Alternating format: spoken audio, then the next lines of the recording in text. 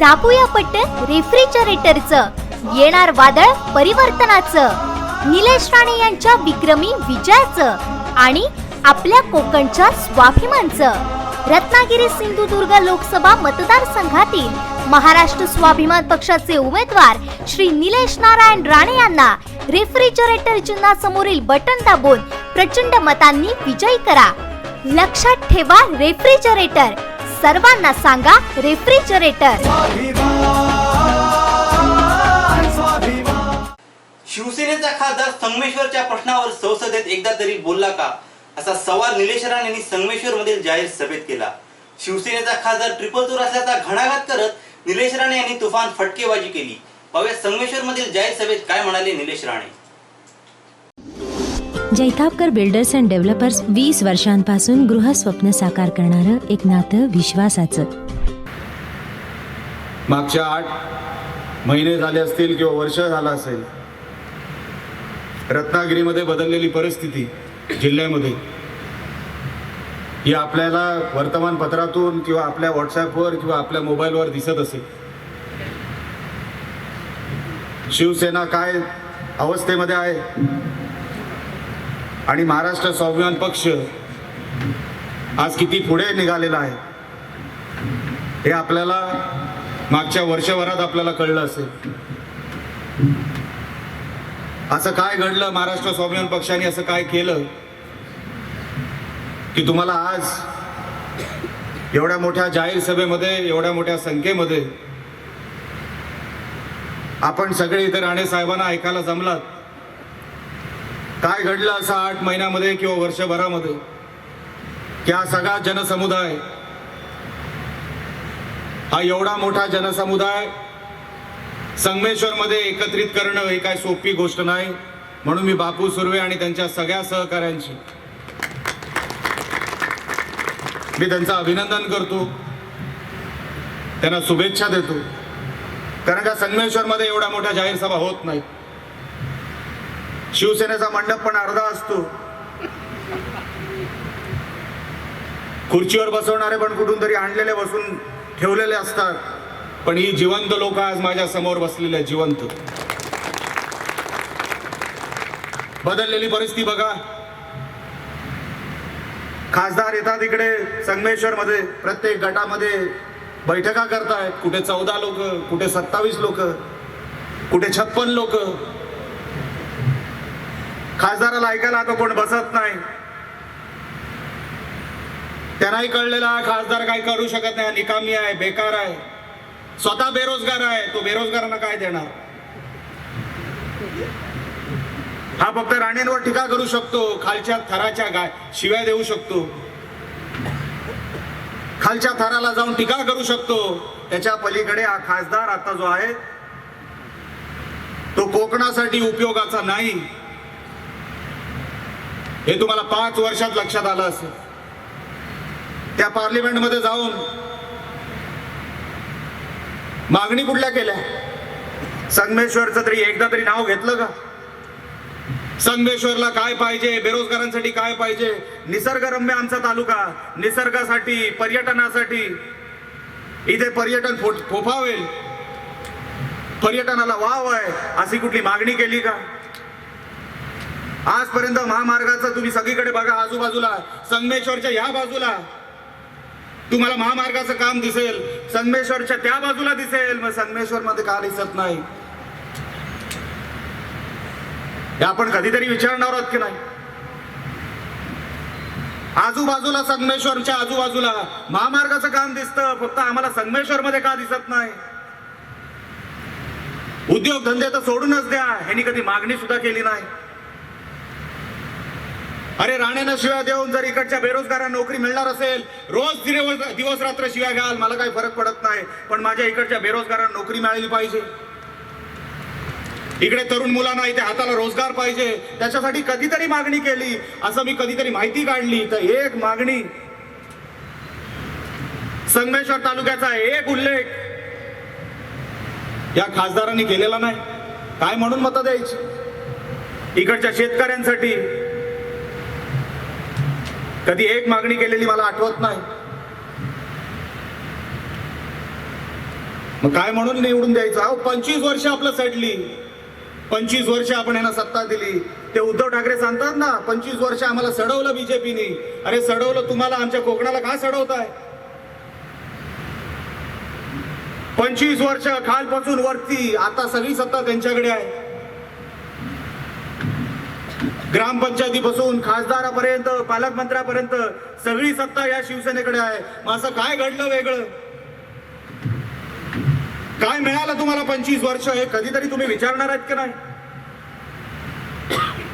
अहो आमच्या संभाजी महाराजांचं स्मारक इकडे आहे. स्मारक ज्या छत्रपती शिवाजी महाराजांच्या नावावर राजकारण करतात, ज्या छत्रपती संभाजी महाराजांच्या नावावर राजकारण करतात, आजपर्यंत ते स्मारक बनवायला कधी सुचलं नाही. ते धूळ खात पडलंय.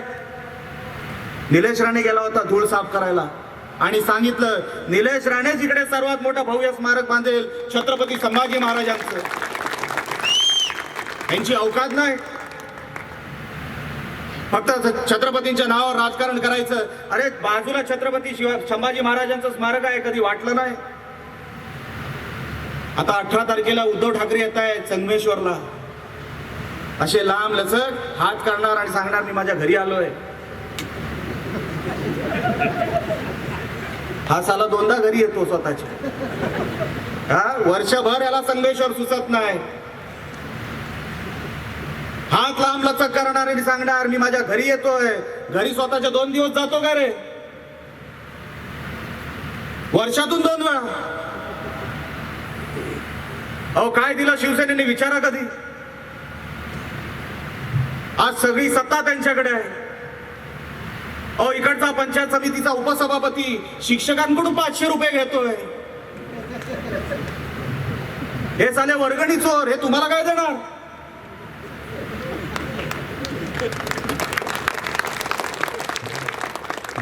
शिक्षक वैतागलेत की बघा साहेब 500 रुपये घेतोय उपसभापती. हे सगळे अडाणी आले सत्तेवर. तुमचा खासदार पण नॉन मॅट्रिक आहे, 10वीत 2 वेळा फेल झाला. अशिक्षित होणं म्हणजे काय गुन्हा नाही, पण अशिक्षित खासदार असणं गुन्हा आहे. खासदार कसा पाहिजे? मी स्वतःच काय बोलणार नाही. मी स्वतः त्या रांगेत बसत नाही. मी कोण मोठा माणूस नाही, मी सामान्य माणूस आहे.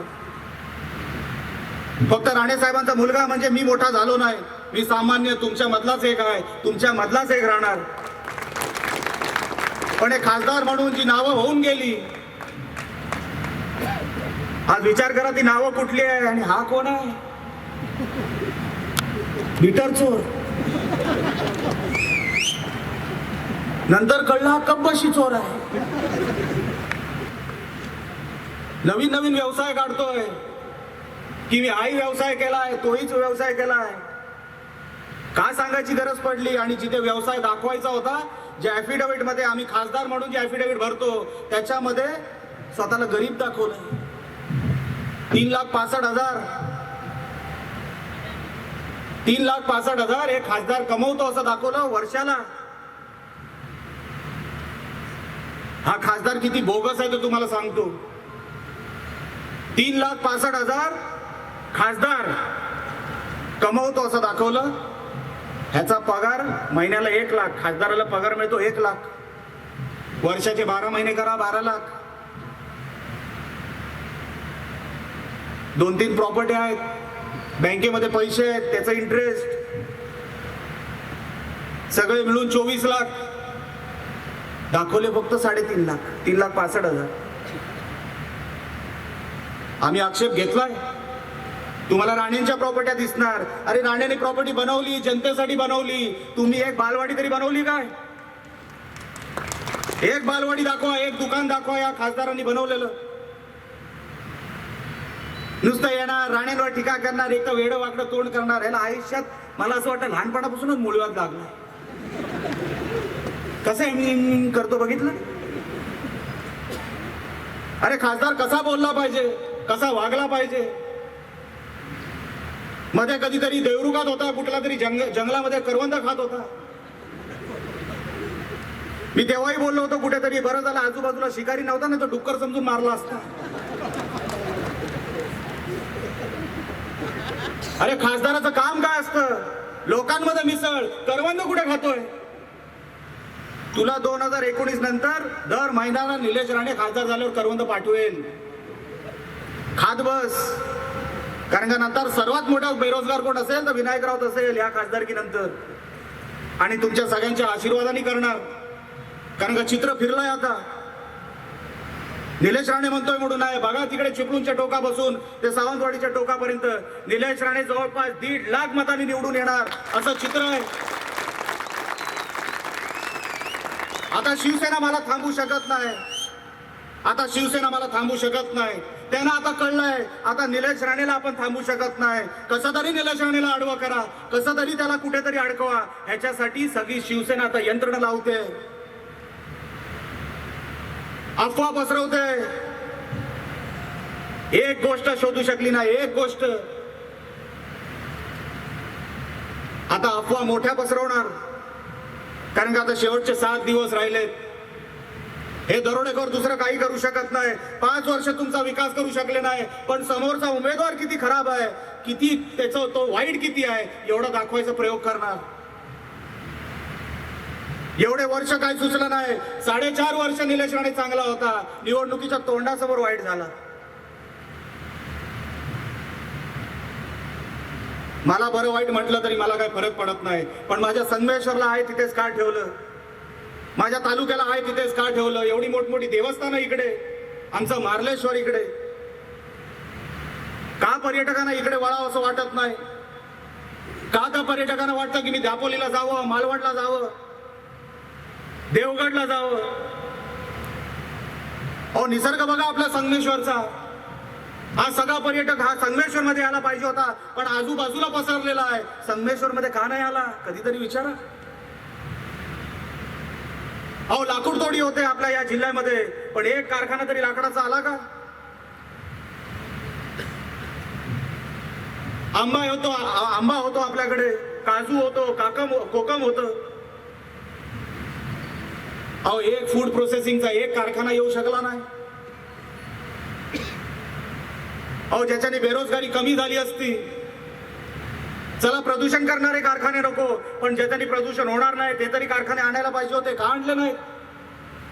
का यांना वाटतं की आम्ही 500 रुपयेच खावेत, पण कधी ते माझे 500 रुपये माझ्या तरुणांना मिळावेत असं वेतन कधी त्यांना वाटलं नाही. एकदा परिस्थिती निघून गेल्यानंतर परत डोक्याला हात लावून का उपयोग नसतो. निलेश राणे वाईट हा कधी नागरिकांसाठी नाही. निलेश राणे वाईट हा फक्त शिवसेनेसाठीच आहे आणि तो आयुष्यभर राहणार. मी या लोकांना स्वस्त बसू देणार नाही. अहो माझ्या कोकणाला उद्ध्वस्त केलं, माझ्या रत्नागिरीला उद्ध्वस्त केलं. मी आयुष्यभर बघत बसायचं? अहो कशाला? मी राणे साहेबांचा मुलगा आहे. मला अन्याय सहन होत नाही म्हणून मी राणे साहेबांचा मुलगा आहे आणि ह्यांना मी ठोकतच राहणार. कारण का भ्रष्टाचार मी सहन करणार नाही. ह्यांना ज्या भाषेत कळतं त्या भाषेमध्येच मी बोलणार. मला दुसरी भाषा बोलायला येत नाही. झाल्या माझ्यावर केसेस, जवळपास 8-9 केसेस झाल्या. अजून 100 होऊ दे, पण मी तुमची बाजू सोडणार नाही. त्यांना मी असं सोडणार नाही म्हणजे नाही. आणि कशासाठी सोडावं? अहो विचार करा, 25 वर्ष फुकट गेली. आज एवढे मोठे लोक माझ्या समोर बसलेत, ते कशासाठी बसलेत? काहीतरी नवीन आपल्याला मिळेल म्हणून बसलेत. जुनं त्यांनी सगळं बघितलं, सगळ्यांची सत्ता बघितली, सगळे नेते बघितले, सगळे बोगस निघाले. म्हणून आज त्यांना पर्याय पाहिजे आणि पर्याय महाराष्ट्र स्वाभिमान पक्ष आहे. हे आता लोकांच्याही लक्षात आलेलं आहे. हे आज उद्यामध्ये झालेला बदल नाही. हे जे 25 वर्ष तुम्ही भोगताय, या संगमेश्वर मध्ये जे तुम्ही बघितलं नाही ते सगळं दाखवायची जबाबदारी निलेश राणेवर आहे. पण एक निवडणूक त्याच्यासाठी निलेश राणेला जिंकावी लागेल. एक निवडणूक कोकणाला जिंकावी लागेल. बघा मी यांचा बंदोबस्त करतो की नाही. पण एक निवडणूक ही कोकणाला जिंकावी लागेल. निलेश राणे महत्वाचा नाही, माझा कोकण महत्वाचा, माझा संगमेश्वर महत्वाचा. एकदा संधी द्या. नाही यांना आडवा केलं आणि तुम्हाला नाही दर्जेदार तुम्हाला जीवन दिलं तर नावाचा राणे सांगणार नाही. म्हणून तुम्हाला एक विनंती करतो. अरे मी आगेच आहे, तुम्ही मागे या. मी आगेच आहे. म्हणून तुम्हाला एक विनंती करतो की आता संधी चांगली आलेली आहे. एक संधी गेली तर 5 वर्ष थांबावं लागतं. एकदा पंचायत समितीचा सभापती बसला की 5 वर्ष थांबावं लागतं. एक आमदार निवडून गेला तर 5 वर्ष थांबावं लागतं. अशी 5-5 वर्ष करून 25 वर्ष आपली फुकट गेली. आपण सडलो इकडे. त्या उद्धव ठाकरेंना आल्यानंतर गर्दी करू नका. इथून तिथून लोक जातील, जमवतील. 18 तारखेला उद्धव ठाकरे येतील. प्रश्न विचारायची वेळ आहे, तुम्ही प्रश्न विचारा. ते नाणारचा विषय काढतील की आम्ही नाणार रद्द केला. अरे नाणार उद्धव ठाकरेंनी नाही रद्द केला, नाणार उद्धव ठाकरेंनीच आणला. नारायण राणेंनी रद्द केला. तुम्हाला 25 वर्ष हे लोक खोटं बोलत राहिली. 25 वर्ष आपली फुकट घालवली. आता एक संधी आले, देवानी एक संधी दिली आहे. मागच्या 25 वर्षामध्ये असा विरोधक त्यांना भेटला नव्हता की जो त्यांच्या समोर गुडघे टेकणार नाही, ज्या विरोधकाला हे विकत घेऊ शकत नाही, असा एक निलेश राणेच्या नावाने विरोधक त्यांना भेटलाय की एकच पूर्ण पडेल असा एक विरोधक आणि पक्ष त्यांना भेटलाय. आता ही संधी सोडू नका. मी तुमची दिवस रात्र सेवा करीन, तुमच्या समोर विनम्र राहीन, पण ह्यांच्या समोर कधी गुडघे टेकणार नाही. एक फक्त संधी मी तुमच्यासाठी, तुमच्याकडून मागायला आलोय. तुमचा भाऊ म्हणून राहीन. मी कधी नेता होणार नाही, मला नेता बनायची सवय नाही. मी राहणार तर तुमच्यासारखा, मी मरणार तर याच मातीमध्ये. माझं दुसरं आयुष्य मला माहित नाही. पण तुम्ही एक संधी मला द्या. एक संधी महाराष्ट्र स्वाभिमान पक्षाला द्या. संगमेश्वर मध्ये दिवस रात्र सेवा करायची संधी द्या. आज जे काय घडलं नाही 25 वर्षामध्ये, एका रात्रीत काय घडत नाही, पण निलेश राणे तुमच्याशी प्रामाणिक राहील. महाराष्ट्र स्वाभिमान पक्षाचे सर्व कार्यकर्ते तुमच्याशी प्रामाणिक राहतील. कोण दगाफटका करेल तर त्याचा बंदोबस्त निलेश राणेच अगोदर करेल, पण तुमच्या उरावर कोणाला बसायला देणार नाही. तुम्ही फक्त एक संधी द्या. राणे साहेबांनी पक्ष काढलाय, तो काय स्वतःसाठी काढलेला नाही. राणे साहेबांना सगळी पदं मिळालेली आहेत. महाराष्ट्राचे मुख्यमंत्री राणे साहेब राहिलेले आहेत आणि त्या 8 महिन्यामध्ये जो महाराष्ट्र गाजवला आहे त्याच माणसाचं नाव सन्माननीय राणे साहेब आहेत. लक्षात ठेवा. आणि तो आपल्या कोकणातला आहे. एक राणे साहेबांना संधी जर तुम्ही दिलीत, त्या मंत्रालयाला कळेल की इकडे आता राणे आले आहेत, इकडे आता कोकणाशी वाकडं घ्यायचं नाही. जो विकास निधी आहे तो पडत राहणार, कारण का त्यांना माहिती आहे नाहीतर राणे बसू देणार नाहीत. त्या सभागृहामध्ये, एका सभागृहामध्ये नितेश राणे आहे, साहेब राज्यसभेवर आहे. मी उद्या लोकसभेवर गेलं तर विचार करा, संगमेश्वर मध्ये झुकतं माप मिळणार म्हणजे मिळणारच. तुम्हाला कुठलीही गोष्ट मागावी लागणार नाही. निलेश राणे तुमच्या समोर येऊन मांडून तुमच्या समोर ठेवेल. पण या वर्गणी चोरांना, या मीटर चोरांना आता परत संधी देऊ नका. हे डांबर खाऊन खाऊन गब्बर झाले. रस्त्यावरती डांबर पडलं नाही, सगळं डांबर यांच्या पोटात गेलं. पैसे जास्त झाले म्हणून सामान्य जनतेचे प्रश्न यांच्याकडून सुटणार नाहीत. त्यांना आपलं काही घेणं देणं राहिलेलं नाही की बेरोजगाराला काय मिळालं माहित नाही. या खासदाराला विचारा, जेव्हा 18 तारखेला येईल तेव्हा, अशी 5 मुलं दाखव ज्यांना तू नोकरी दिलीस. असे 5 महिलांचे बचत गट दाखव ज्यांना तू मदत केलीस. असे 5 शेतकरी दाखव ज्यांना तू मदत केलीस. एकही वर्ग, तो वाळू असेल, चिरेखान असेल, मच्छीमार असेल, एकही वर्ग यांच्या सोबत नाही. आज सगळे चिडलेत, पण लोक परिस्थिती आणि वेळेसाठी थांबलेत की एकदा साहेब होऊन जाऊ दे. 23 एप्रिलला मतदान होणार आणि ते फ्रीजवरच होणार. हे आता लोक, हे मी म्हणत नाहीये, हे मी म्हणत नाही, शिवसैनिक म्हणतायत की साहेब उघड काय वेळेला काम करता येणार नाही. पण बघा, गणवी काव्यानी या खासदाराला हातात वडापाव देऊन मुंबईला पाठवतो का नाही, यावेळेस तुम्ही बघाच. कारण का या खासदाराला चिंता कसली, या खासदाराला चिंता कसली तर आता कोण वडापाव आणि मसाला डोसा खात नाही. बघा, दुसरा एक प्रश्न विचारला की चंद्रावर एक कुठलं तरी रॉकेट नाव घेतलं, ते रॉकेट कधी जाणार. अरे तुला जायचं होतं काय, चंद्रावरती रॉकेट कधी जाणार, ह्याच्यासाठी खासदार प्रश्न विचारतोय. पण माझ्या मार्लेश्वरसाठी, माझ्या संगमेश्वरसाठी, माझ्या बाजारपेठेसाठी, माझ्या महामार्गासाठी, माझ्या उद्योगधंद्यासाठी, बेरोजगारांसाठी एकही प्रश्न विचारला नाही. असा हा अवलादीचा खासदार आहे, एकही नाही. आणि म्हणून निलेश राणेला, आमच्या महाराष्ट्र स्वाभिमान पक्षाला एक तरी तुम्ही संधी दिली तर मला दिल्लीमध्ये काय होतं मला माहित नाही, पण तुमचा हा एक प्रतिनिधी, तुमच्या घरातला एक भाऊ दिवस रात्र हे फक्त तुमचेच प्रश्न मांडायला दिल्लीला जाईल, दुसरं आयुष्य मी माझं स्वतःचं घडवणार नाही. जे करीन ते माझ्या कोकणासाठी करीन, जे करीन ते माझ्या मातीसाठी करीन.